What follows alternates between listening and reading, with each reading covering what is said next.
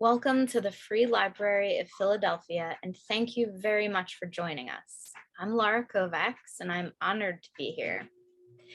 In her novels, children's books, essays, and reviews, Hilma Wolitzer captures time and character and illuminates the dark interiors of the American home. Her many honors include fellowships from the Guggenheim Foundation and the National Endowment for the Arts, and an award in literature from the American Academy of Arts and Letters.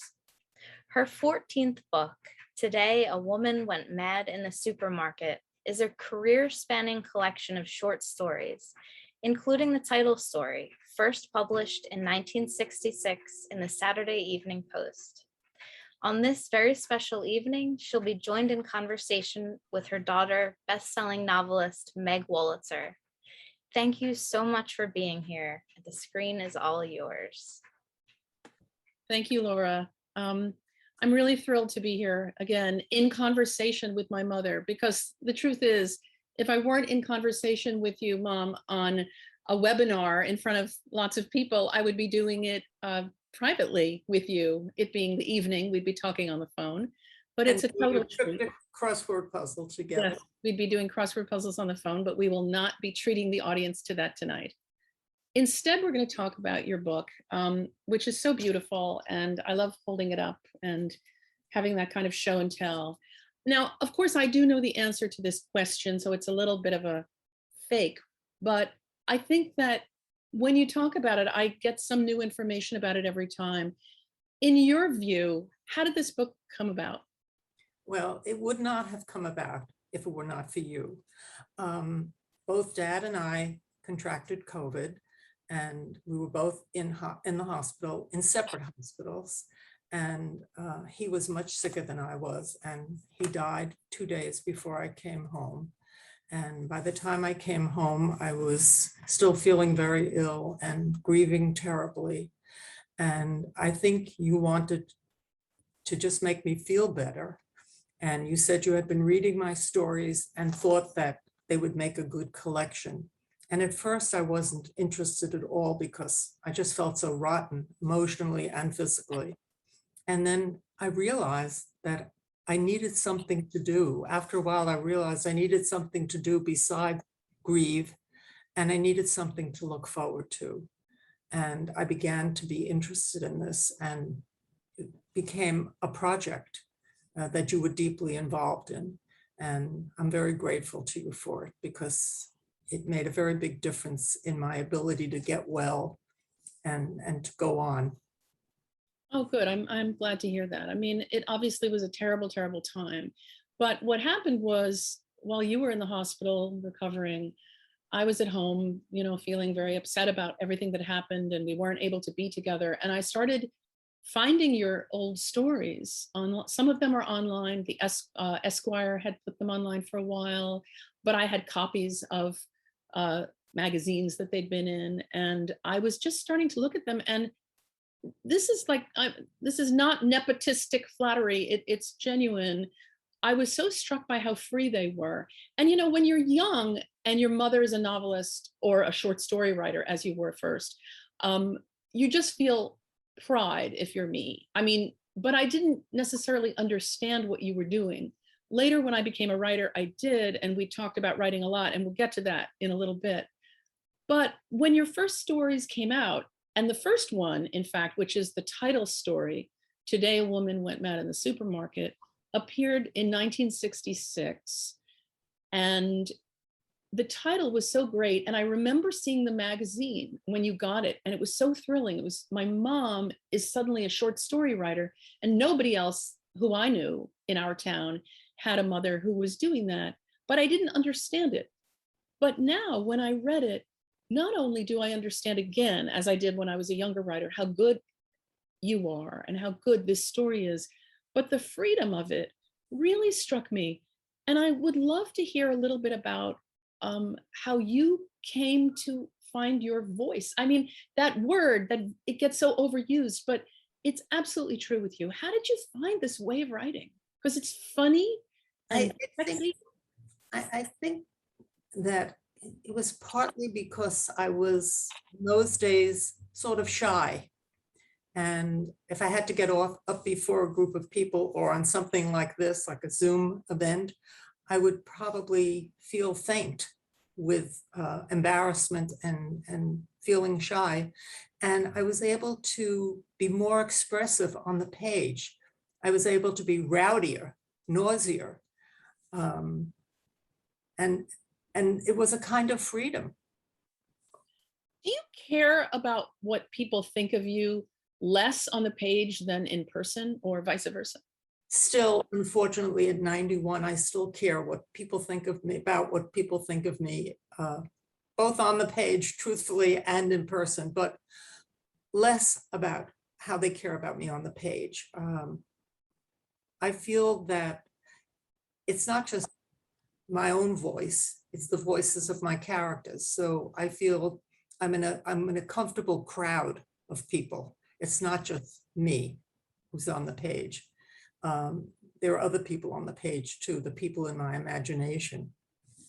Do you feel a responsibility to them, conveying them correctly? Yeah, well, I do feel you don't have to write about likable characters. There's been a great deal in the literary news about that. But I think you have to care about what happens to them, that you also have a responsibility, even if they're unlikable, maybe especially if they're unlikable, to present them in full human dimension. You don't see them just as villains, perhaps, or heroes, but they're flawed and they're human, or at least you try to convey them that way. Do you know what you're trying to do when you write a short story? Like, what do you know? I don't know. I find out what I know by writing. When I start a short story, I start it the way poets very often begin poems, with just a line. And very often the line is spoken in the first person. So I could sort of say, I hear voices like Joan of Arc, and I hear this voice and it says a sentence. And if it's followed by another sentence and another one, then I may have a story. Sometimes it just ends after several sentences or even a couple of hundred pages, and it just doesn't work. And you have to set it aside. But writers are very thrifty, and I usually find that I can use some of the discarded work somewhere else in a new piece of work, a sentence or two that fits. It's like making soup, right? There's something you can throw in to a Oh, particular. I think of it making potholders out of rags or something. I like our domestic our kitchen imagery. Yes, stuck in the kitchen. Well, let's talk for a second about that early story, and then I want to jump to talking about the late story, the last story in the book. So when you started writing Today a Woman Went Mad in the Supermarket, which was referred to in a review on NPR as the greatest title by Heller McAlpin, the critic, as maybe the greatest title of the year or one of the greatest titles of the year. It is a great title. Do you remember writing that story and what you were trying to do? What is it about?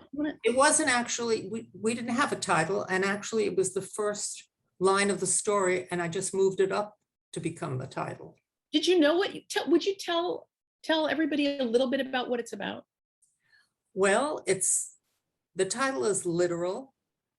It's about a woman who has a nervous breakdown in the aisle of a supermarket, but it's also metaphorical in that it's about the feeling that women had in those days, and maybe in these days as well, that they were very involved with their domestic lives and maybe even enjoyed it. And I enjoyed mine very much. I love being a wife and mother and a cook and bottle washer, but I also felt restless and felt that there had to be something else I wanted to do.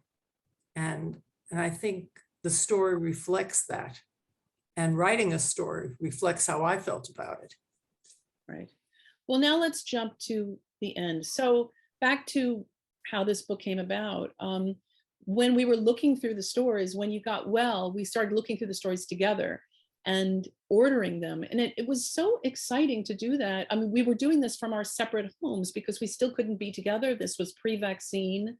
Nobody knew anything, what was going on. So we were on the phone sort of talking about the order of the stories, almost as if we were hanging a show of your work in a gallery. And it became clear that it would be so wonderful if you could write one more story. And I hadn't written any fiction for quite a while. I can't remember when my last I novel think it came out in 2012, An Available Man. Wonderful. Right. And I hadn't written any short fiction for a very long while. And suddenly I found myself compelled to write a short story. And it's the most autobiographical story I've ever written. I always feel protective of my family, of people I love and people I know, and don't want to expose anybody's lives on the page. I feel it's better to make things up.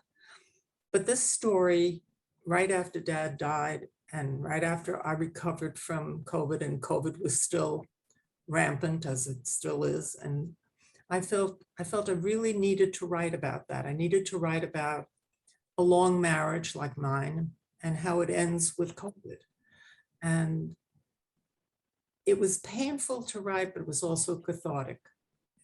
Somehow getting it down on the page made me understand it a little better. The times were so strange. When I say I was grieving, but there were none of the rituals that one goes through in grieving. There was no seeing, none of us saw Dad while he was dying. None of us saw each other. I came home and nobody was here. And all of the artifacts of his life were here. His glasses were on the bed. His shoes were next to the bed. And we didn't have a funeral. He was cremated with no one to see him off. And all this was so terribly upsetting. And I think that writing about it was a way of, it was a new way of mourning. I'm wondering now, I've never thought about it this way before, but I'm wondering if, in a sense, the writing of the story became the ritual, part of the ritual. Yeah, I do think it was. And we did eventually have a memorial service for Dad exactly a year to the day after he died. I didn't think I could deal with it before then, but I think writing the story helped me get there, having people respond to the story. Well, the story was online in LitHub and just had a big Electric literature. Electric literature. I'm sorry, forgive me. I can't keep track of your wild, many things. Forgive me. Electric literature, wonderful site. Why don't you actually give us a kind of amuse-bouche, like the free stuff you get when you sit down at a restaurant, a little bit from the story, and maybe set it up for the viewers? I will set it up by saying that since this is a Zoom event, and it took me quite a while to get the hang of Zoom, my very first Zoom experience was somebody's birthday party. And for some reason, I thought I had a touch screen on my computer, even though I didn't. I didn't use the mouse. I just kept poking the screen with my finger and nothing happened. So in honor of that, this is in the middle of the story, The Great Escape, the final story in the collection. And it is about a Zoom group. And the characters in this story are almost 90 years old, almost all of them. I like to write about people younger than I am. It was my friend Ruth's turn to host our book group, but on the advice of her son, Jeffrey, a radiologist, she called everyone to change the venue. We were going to have a Zoom meeting, whatever that was, instead of convening at her place.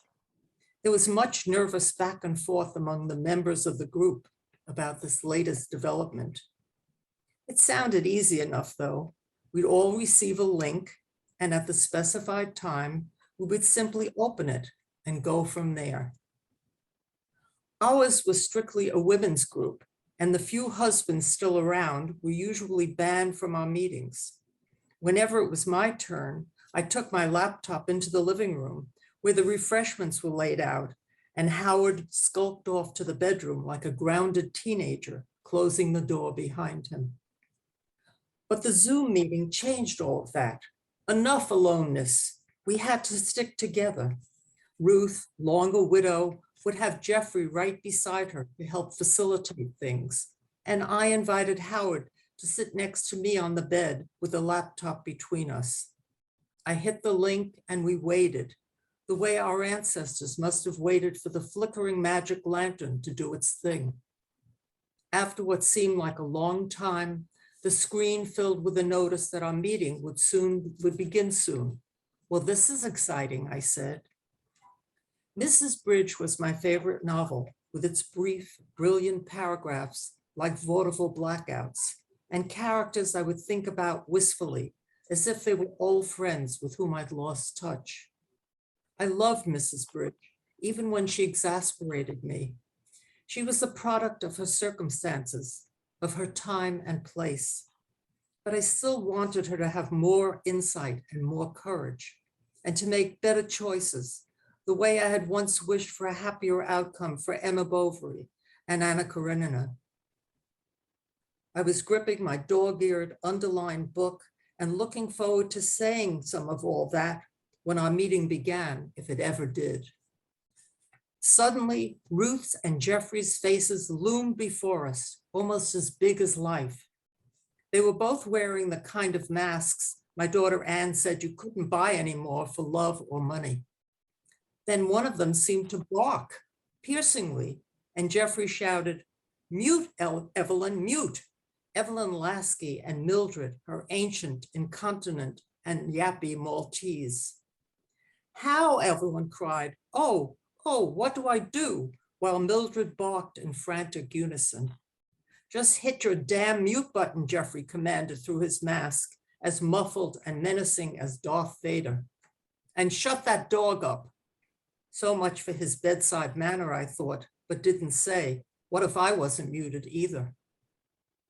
Then the faces of all the other women in our group popped up, in our book group popped up, each in a separate little frame, like the celebrities on Hollywood squares. Some of the women's mouths were moving soundlessly. Only Evelyn's frame was empty until she whizzed by calling, "Mildred, stay, come." "Everyone else unmute," Jeffrey ordered. And soon there was a cacophony of voices, a chorus of confusion and dismay. And someone's cell phone chirped and chirped. "So this is what I've been missing all these years," Howard said. Then Ruth was in the center of the screen again, sans Jeffrey, holding up her copy of Mrs. Bridge and wiggling it. "Settle down, people," she said, like the middle school teacher she had once been. "Now, who would like to begin?" I raised my hand and leaned eagerly forward, the way I had in AP English, just as the connection was broken and everyone grew silent and disappeared. That's great. That's so great. I hope you all haven't disappeared. No, I am sure they have not. I love that. I want to veer off. We were talking about sad things, but you're a very, very funny writer. You've always been a really funny writer. How does humor get into fiction? Is it sort of like, do you water it like a plant? I mean, how does it get there? Well, you're very funny too, so I think you really know. It's just the other side of darkness. Sometimes I just see everything as being absurd. Even the worst situation, something strikes me funny. Someone else laughing strikes me funny. It's like yawning, or it's contagious. I hate to use that word right now, but laughter seems to me the saving grace we have, and especially at times like this. And it can land in a story that is poignant. Humorous moments land in a very different way. They punctuate, right? They almost bring out something. They almost bring out the contrast between the darkness and the lightness. And in this particular story, dark things do happen. But before they happen, there are a lot of hilarious moments, like a Zoom meeting where nobody knows what they're doing, and a dog barks, and phones go off, and then the screens go dark. Right. Did you, let's go back a few more years before you were 91. I can't believe you were 91. I remember when you turned 40, I bought you a card. And I went to the store and I'd never bought a card on my own. And they said, do you want the envelope? And I said, no, thinking it would cost extra, and ran out. I was scared. I wonder why I find things funny. I know. So go back, take me back, because you don't forget anything from your whole life. Take me back to when you knew you were talented, or your early years, thinking about that. Well, I can't say I knew I was talented. I began writing really bad poems when I was a child, and I didn't grow up in a literary household. There weren't many books around, and I can't say my parents discouraged my writing poems, but they didn't pay too much attention to it until my mother had a parent-teacher conference with, I believe it was my 4th grade teacher, Miss Fredericks. And teachers were revered in our household, maybe in all households then, as they should be today. And my mother came home glowing and reported to my father that Miss Fredericks had said, Hilma shows great promise. And because of that, my awful little poems took on some importance. And my parents played cards a few nights a week, and they began to ask me to recite my poems to the card players, who really were not interested, but were very courteous, listened, applauded, and then went back to the next hand.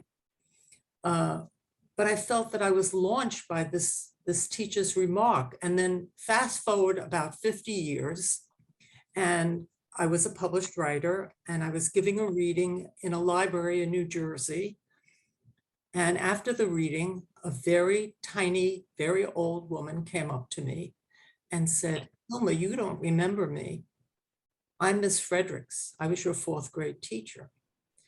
And I was overwhelmed, and overwhelmed her. I began to gush. Oh, Miss Fredericks, you changed my whole life. You gave me such early encouragement because you told my mother that I showed great promise. And she looked at me and she said, oh, honey, I told that to all the mothers, which really put me in my place.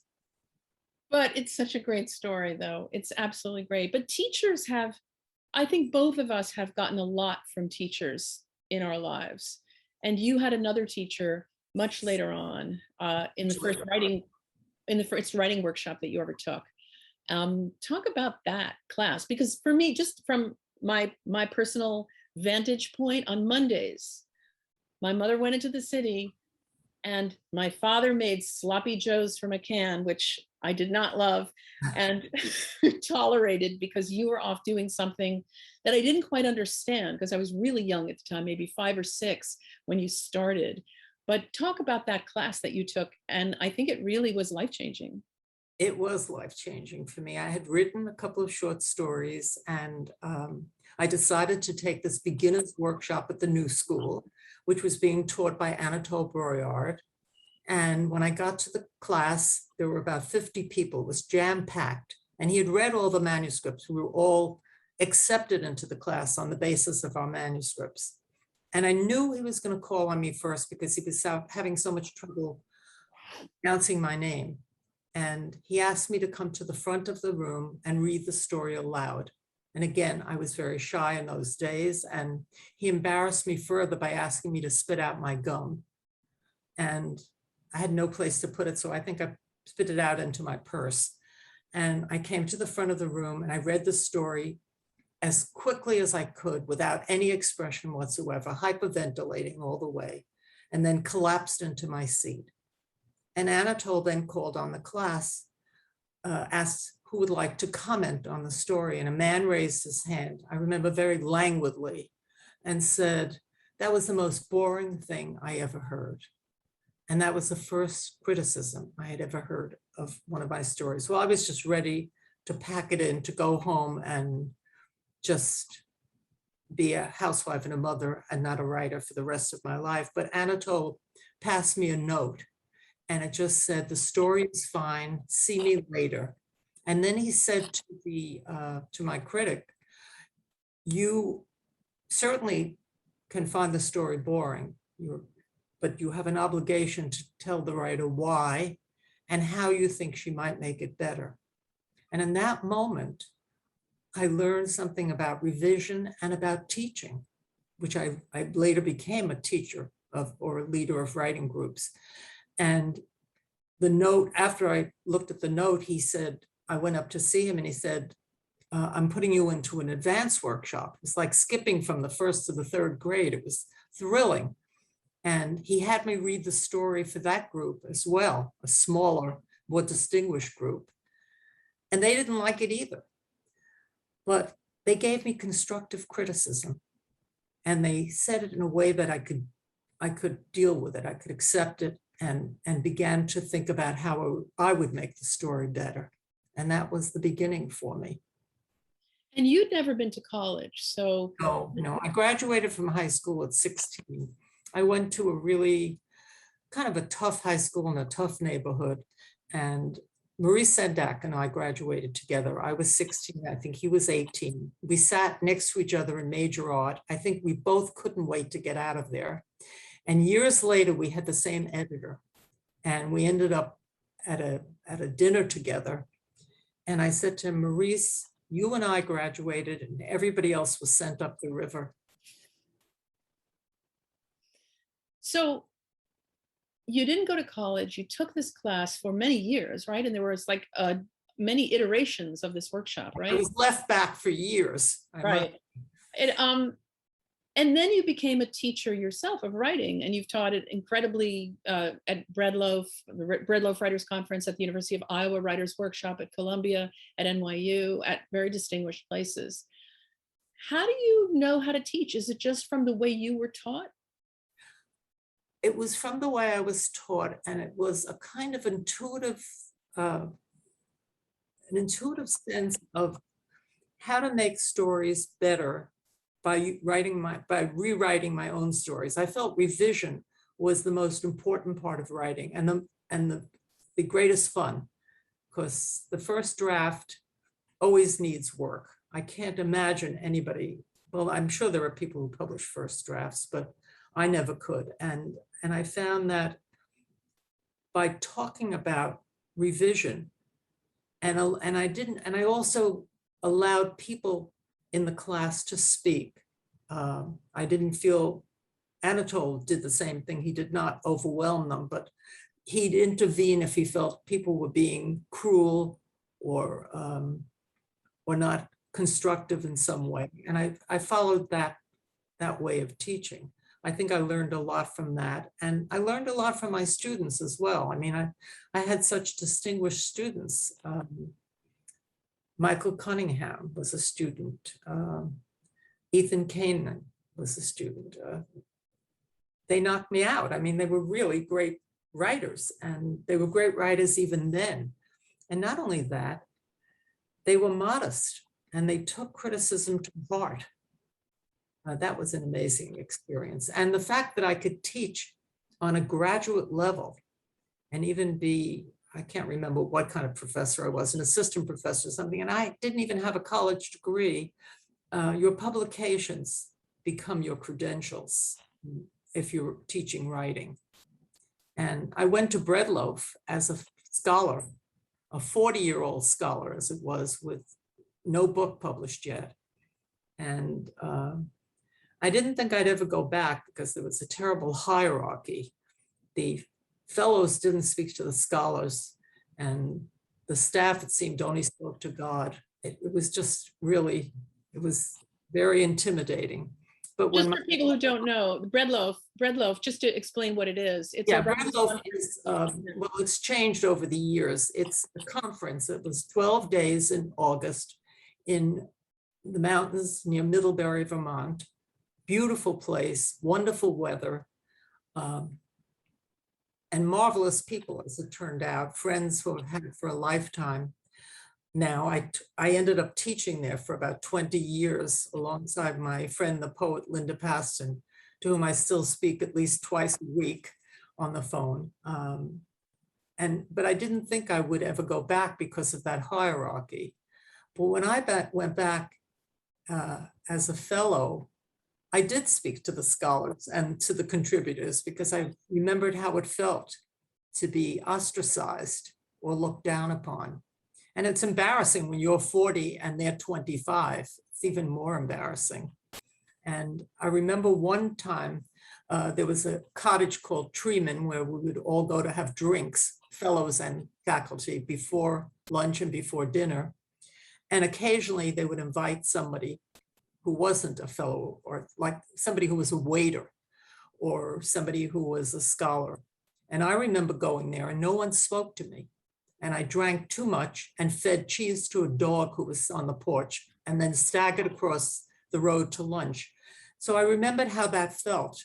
And then when I was on faculty, I came there one day early and there was a waiter, a young guy, a waiter scholar, staring at a terrible painting on the wall for the longest time. And I just went over and began to talk to him. And he realized what I was doing because after we were done talking, he said, "Thank you for doing this." And I said, "I know how you feel." And I think that's a responsibility that you have as a writer, to be helpful to other writers. I was helped certainly by Anatole. I was helped by my students. I didn't know any writers when I began writing. And that created a kind of loneliness that was only filled by my characters who were inside my head talking to me, so that I wasn't that lonely. I mean, I did have friends, but they weren't writers, so we couldn't have any discussions about writers and about writing. I'm sure we talked about books, I'm sure I read, but I didn't read the way you did. I mean, you went to a good college and you began reading important books at an early age, and I didn't. I had missed out on that. By graduating and going out to work at 16, I wasn't reading Jane Austen when I was 18 and 19. Yeah. I maybe read her in my late 30s or early 40s. And you once said, "Oh, Mom, that's better because you're more mature." But I think it would be better to have read it in a group with people talking about it and somebody leading us through it, the way your experience in college. It's definitely exciting to read books for the first time like that with other people. Absolutely. I remember when you went off to Breadloaf, I went to 4-H camp. Now, who got the better deal? I'm just saying. A miracle, because Breadloaf was the precise 12 days that you were at 4-H camp. Otherwise, I don't think I could have gone. I know. But I remember looking at, I don't know if I ever told you this, looking at the brochure from Breadloaf and looking at the different writers, none of whom I'd ever heard of, and seeing one photo of a woman who reminded me of you. And I said, "I bet you're going to be friends with that woman." And that woman turned out to be Maxine Kumin, the poet who became your dear, dear friend. Well, Maxine Kumin, not only, but before she became my friend, she gave me a quote for the back of my first novel. I had never met her. I had hardly heard of her, but my editor, my then editor, sent her the book and she wrote the most wonderful thing. And in fact, I copied it on a piece of paper, and while I was in line at the supermarket going mad, I would open my purse and read what she had written. And she was at Breadloaf that first year when I felt I couldn't speak to her because she was on faculty. And then we met years later at someone's home, and we threw our arms around each other as if we had been separated and were now reconnecting. And we became such fast friends that she always stayed with Dad and me when she was in New York. She lived in New Hampshire on a horse farm, and she was quite different from me. I mean, there I was, a domestic goddess, and she was training horses. But it didn't matter. We had a real connection. And I miss her terribly now. I was going to say the friendships that writers make, I think, can feel so moving and powerful because what we do alone. I was just going to joke also, what was her blurb that she gave you? Hilma shows great promise. No. I'm not going to repeat it. No. But it wasn't that. She was not quoting Miss Fredericks. We do it alone, and it can be lonely, although you yourself have said and this has been quoted on the internet, that you aren't lonely because of the characters in your head. Is that right? Right. Yeah.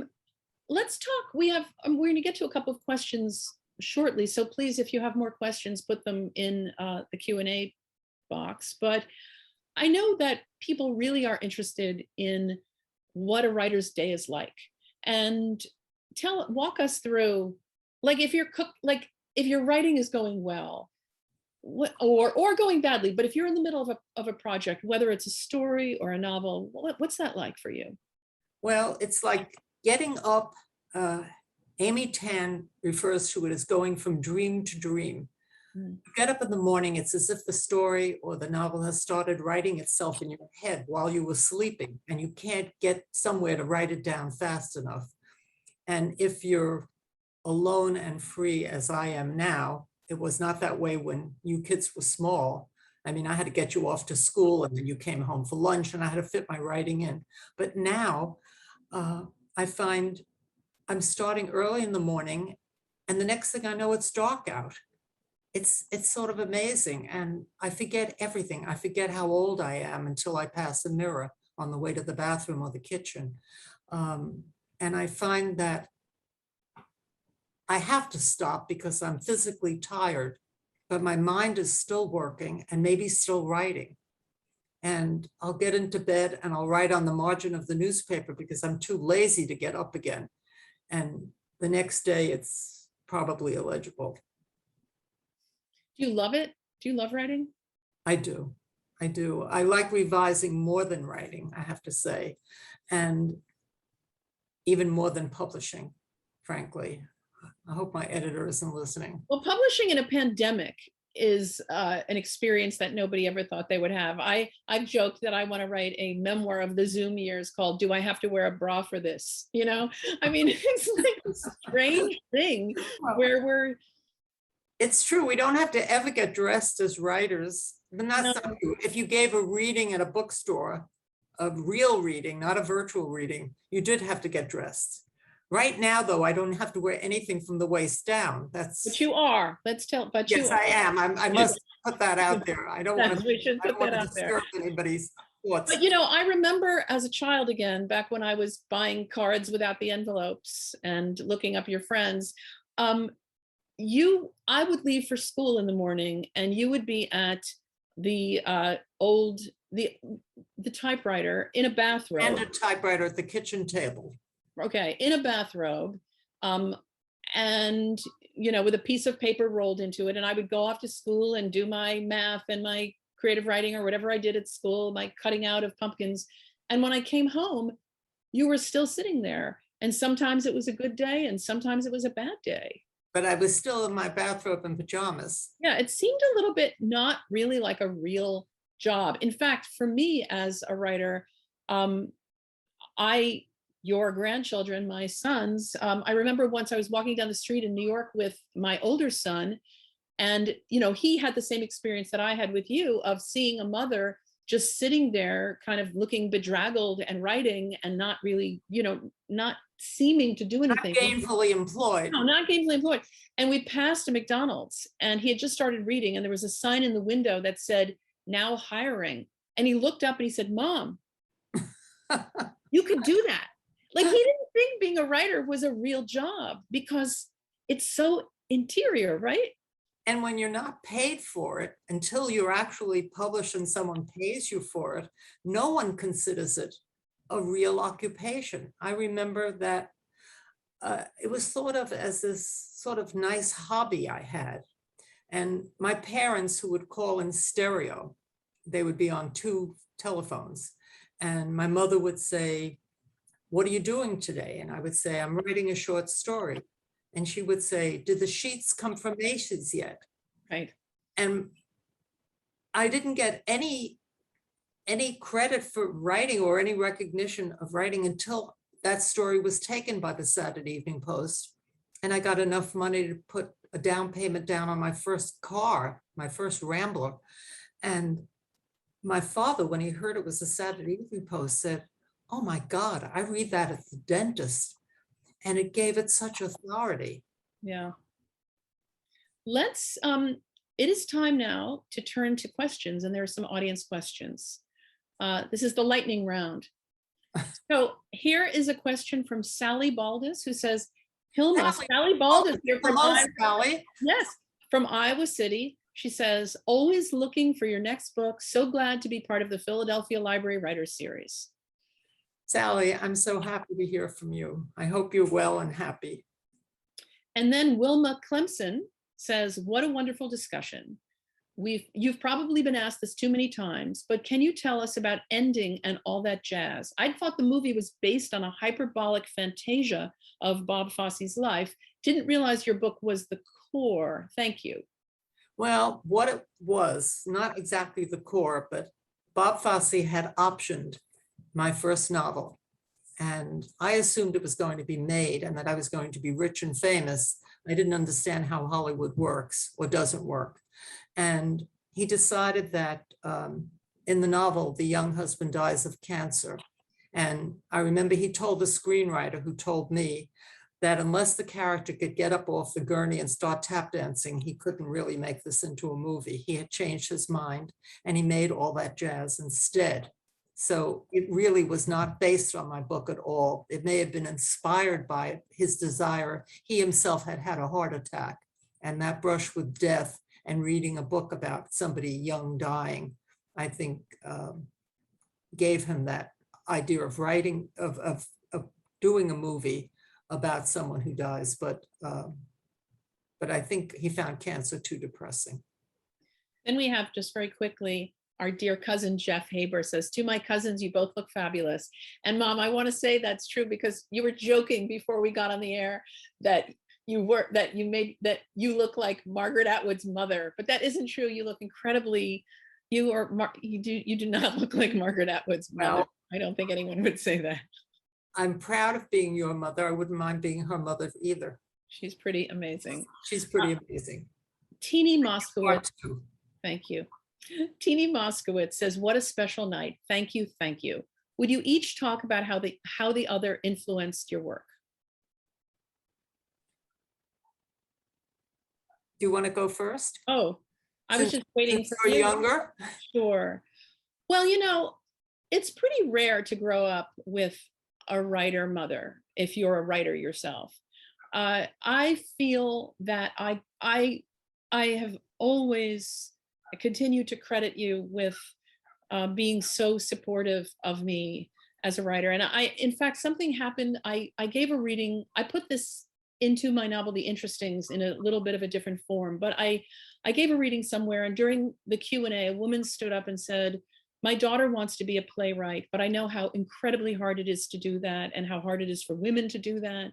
What should I tell her? And I said, well, is she talented? And she said, very. And I said, and is she burning to do it? And she said, yes. And I said, well, I think you should tell her that's wonderful, because the world will whittle your daughter down, but a mother never should. And you never did. And I think that's why I'm here in conversation with you as a writer. I think that it made me feel that we'll worry about the details, how it'll work out later, but to sort of nip something in the bud before it gets a chance to grow seems to me to be a mistake. But you always were encouraging even of nascent efforts. So, and I saw you do it in action. That's feminism in action. I saw you in that bathrobe. You know, you were the real thing. You saw it. But I felt you were talented from the very beginning, that if you had been given up to another family, you still would have been a writer. You would have developed as a writer. I think you're a natural born writer. And I also have a lot of respect for your opinion. And as you know, you and I exchange first drafts.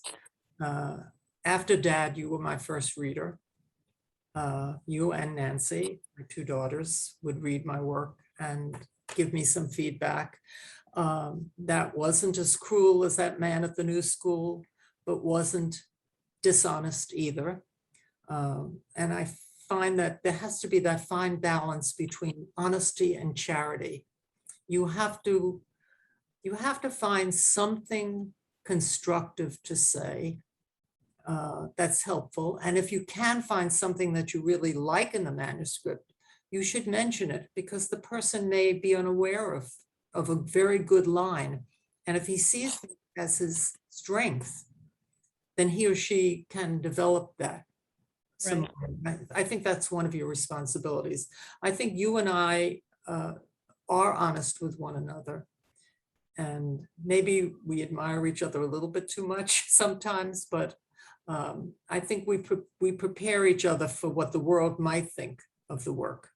Well, to take you down a peg, Mother, I've brought the man here tonight from that first writing workshop. No. Joking.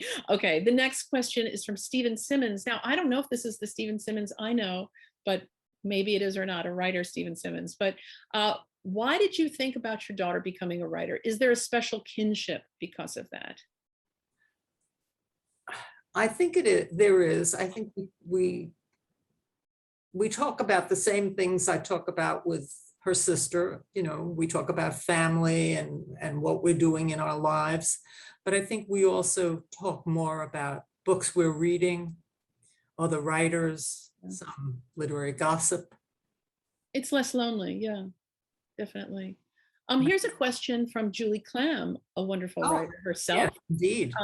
Who has a terrific book out right now called The Almost Legendary Morris Sisters, about her own family history. And she writes nonfiction. And it's getting a lot of very positive attention. Wonderful. Julie Clam says, I wanted to ask Hilma how the experience of publishing this book has been different from her past books. The circumstances were so different. I think that's, I'm with a wonderful publisher, Bloomsbury Press, and a wonderful editor, Nancy Miller, who has been my editor for other books. But I think the circumstances of publishing in the midst of a pandemic make this a very different experience. It's bittersweet. There's all this darkness, and then there's this great distraction. Before this, when I was writing, I was just distracted from ordinary life. I was distracted from the eggs boiling over or the doorbell ringing. Now I'm being distracted from a kind of deadly silence. And certainly in my household, where, you know, I used to think if only I could have some peace and quiet, because I would be typing at that table in the kitchen with you kids yelling and the dog barking. And I would think, oh, you know, where is Proust's cork-lined room, and so forth and so on. And now you get what you wish for sometimes. And now I'm in a quiet place. And unless I open the window and hear some sirens or some shouting from the street, it's pretty quiet here. So in that sense, it's very different. Laura Palmer, my great friend, a wonderful person, says, thank you, Hilma and Meg, for this wondrous conversation. Hilma, I wonder if while you were alone in the hospital with COVID, if the characters in your head and your ability to create a separate world was any consolation, or were you suffering too much? It's so hard to remember exactly how I felt. My main concern at that point was for my husband, because his oxygen levels were dropping, and both my children and I were in touch with a wonderful doctor at his hospital, and he called us every night to report on his progress. So at that point, I don't think my imagination was much of a help. Yeah. Sally Baldus says, and Hilma, my daughters, one of whom is a writer not yet published, reminds me how important you were in her early years, but she's still writing and hoping. Oh, but I'm so glad. That hope, just do you want to say something really quick about that, about rejection and how people should take hope? If I'm sure some of the people watching tonight are writing, and how do you keep going? Toni Morrison said you need talent and a job. and I think that makes a lot of sense. You can't teach writing, you can teach writing to writers. And if you feel you're a writer and you feel connected to your work, I would encourage you to just keep going, because after that first terrible rejection that I suffered in that class, if I could go on, you can go on as well. Right, okay. Carrie Beauchamp says, just so enjoying being with both of you, thank you. So thank Thank you you. for coming. And let's see, Laura Palmer has another quick question. Were you surprised Meg became a writer, or did you see it coming? She was such a precocious writer. I Was mean, she? I'm talking to her, I'm not talking to you. I know. Okay. Meg published her first novel at 22. I published my first novel at 44. The family joke was that my mother had until she was 88 and she missed her deadline. But also with the same division of numbers, Meg published her first short story when she was 11 in a children's magazine. So, you know, she was just a natural born writer. And when I began reading her work, I was so enthralled by it. And of course, I loved her because she's my child, as I still love her. And I would praise her and she would really get angry. And she would say, "You just love everything I do." And I realized that she wanted some respect as a writer, that she wanted me to treat her fairly. So I became a little more critical, whereupon she burst into tears. So I had to find that happy medium. But I think that she was a born writer. Tanya Aldridge. Scribbling in utero, Meg. What's that?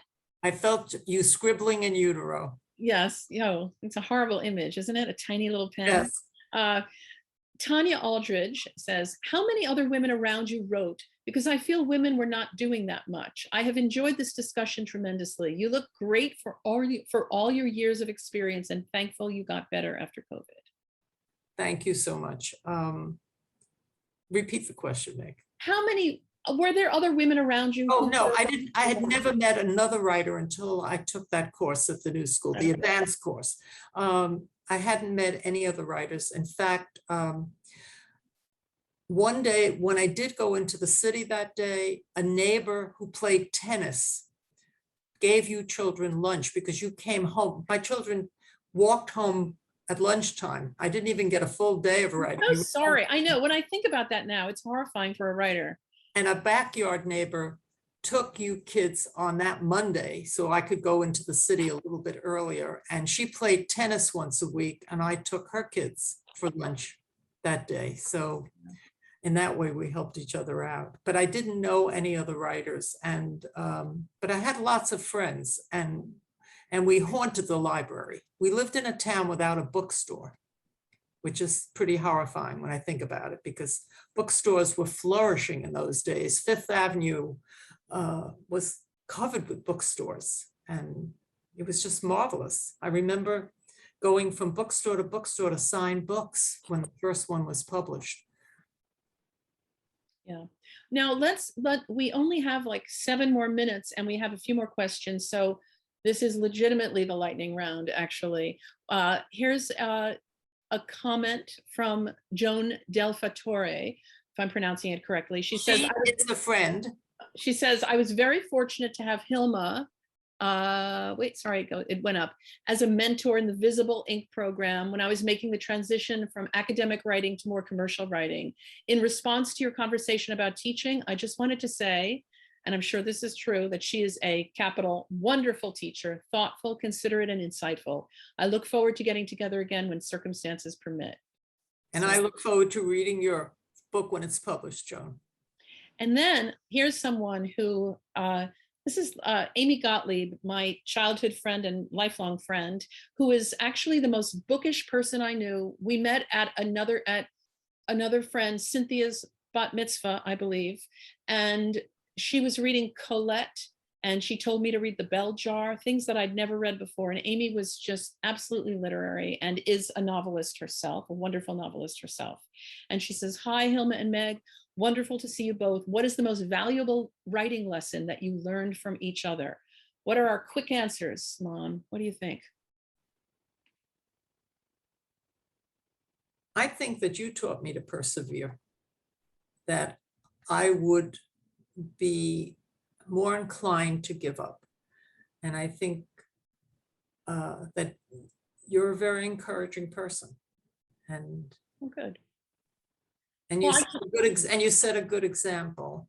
You also have taught me to take more time with my work. I tend to be impulsive we talk about this when we do our cryptic puzzles at night. And when you get the answers, you understand why you got that answer, why you figured out that conundrum. So you're analytical.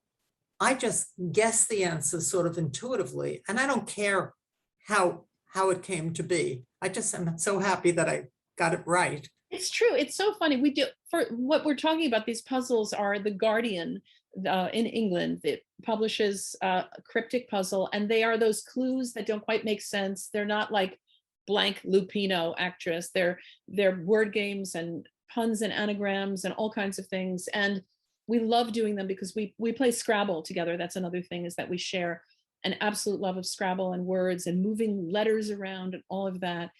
And you're right. I want to know why. I want to sort of really kind of dissect the clue and understand why it was written so elegantly, so beautifully. And I just see one letter and get the word. And you get it. And it's like a freakish, amazingly wonderful thing. And I think your work is certainly not freakish, but it is deeply intuitive. And I guess I would say that trusting your intuition is something that I probably have gotten from you too. You don't have to know why something works, but it's only later in revision that I think you will look at it and say, this part works, and maybe now here's where I'll make it better. I don't love revision the way you do. I mean, a lot of writers hate revision. It's nice that you love it. I love it. I admire the fact that you are analytical and patient, and I see that in your puzzle making, puzzle solving, and in your writing. Thank you. Mutual Admiration Society. I'm not going to make you cry tonight. No. I'm gonna read one more, and then we'll just talk for a minute and wrap up. But this is Aviva Chansky Gutman, who says, I'm enjoying your mom's book on my Kindle, wanted to listen tonight to see you both. And she went to Indian Hill, the summer camp I went to in 1974, which was the basis of my novel, The Interestings. And it was a very important place. And Aviva, do get in touch. I'd love to be back in touch again. And I think that, and thank you for being here. And I'm so glad you're enjoying my mom's book. I'm incredibly proud of her. And I want to say, seeing these people and hearing questions from writers and readers. Actually, I'm not going to wrap up. I'm going to say thank you for that, but some more just popped in. And this one in particular, I definitely want to actually quickly say, Julie Vick says, one of my mother's favorite books was Mrs. Bridge. My mother died of COVID 10 months ago. I'm very sorry to hear that. In her papers, I found some short stories she wrote, mainly autobiographical, for creative writing courses I didn't know she took. We talked a lot about books, and I miss that. It's a pleasure to watch you both talk with so much love for your writing and for each other. Thank you. Oh, thank you. That's very moving. And I'm very sorry about your loss too. Me too. What a hard time. It's a really hard time for so many people. And we have 2 minutes. I'm going to try to just get to these two things quickly. But, I do think since Julie Vick mentioned Mrs. Bridge, and in your story, you talk about Mrs. Bridge, which is a novel that we both love very, very deeply, by Evan S. Connell, Connell. And Mr. Bridge as well. Yes, the 2 books about a husband and wife, incredible books. Mrs. Bridge was published in 1959. It's about a Kansas City housewife just before World War II and her life. Books can be a great comfort, and as we all know, but some people felt that they couldn't read during the pandemic. And my feeling is that if you think about the reading experiences that you had in the past, you might be able to move forward and think about reading experiences of the future. Really, really quickly, yes or no answer here. And then one last question. After you finish a book or story, do you miss the characters after having spent so much time? Yes, they're like friends who have moved out of the neighborhood, and I always wonder what happened to them. And that's why I write about them again sometimes. Yeah, I feel the same way, particularly actually my characters from The Interestings. And then the last question, that question was from Bonnie Zedek. And this question from Josephine, I'm sorry, I don't know how to pronounce it, Njoroge. This is the greatest mother-daughter discussion team I have ever seen. Thanks to both of you. Thank you. What a great compliment, Meg. You want to take it on the road, Mom? Okay, here we go. You're going to have to do another book. But meanwhile, I know that you are going to write another story, I think, pretty soon. I feel it in the air. Yes, I think I've given you that hint. Yes, I'm so glad. Well, listen, everybody, thank you so much for joining us tonight and celebrating Today a Woman Went Mad in the Supermarket. I hope you read it. It's an absolutely stunning book, and I'm really thrilled to be talking to my mother about it tonight. Thank you, Meg, and thank you all so much for coming and for your wonderful questions.